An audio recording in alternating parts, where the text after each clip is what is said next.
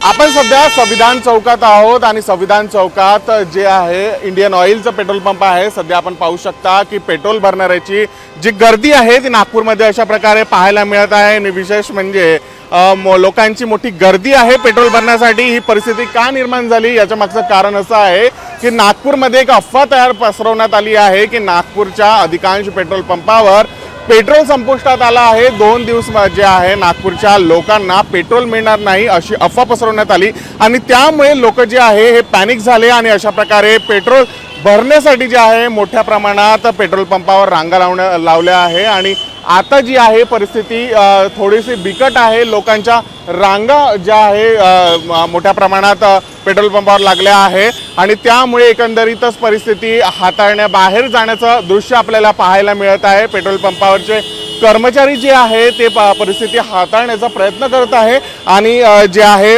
हळू का होईना मात्र ही परिस्थिती सांभाळण्याचा प्रयत्न करत आहेत। मात्र लोकांमध्ये जे आहे भीतीचं वातावरण असल्यामुळे की एकंदरीत पेट्रोल जर संपलं तर येण्या जाण्याचं कसं करायचं आणि पेट्रोल भरण्यासाठी मग वाट पाहावी लागणार आणि त्यामुळेच ही परिस्थिती निर्माण झाली आहे। मात्र आम्ही या विषयावर नागपूरचे जिल्हाधिकारी विपिन ईटनकर यांच्याशी फोनवरून संवाद साधला असता त्यांनी ही जी परिस्थिती आहे ती क्लिअर केली आहे की नागपूरमध्ये पेट्रोलचे पुरेसा साठा आहे, मात्र पेट्रोल टंचाईसारखा कुठलाही विषय नाही। ही जी परिस्थिती आहे ती ही अफवा आहे आणि त्यांनी नागपूरच्या लोकांना विनंती केली आहे की पॅनिक होता कामा नये। नागपूरमध्ये पुरेसा साठा आहे, मात्र लोक जे आहे अशा प्रकारे गर्दी हे पेट्रोल पंपावर करून आहे। आता मात्र प्रशासनाची आवश्यकता आहे की प्रशासनाने एक पत्रपरिषद घेऊन जी आहे या विषयावर जी स्थिती क्लिअर करायला पाहिजे।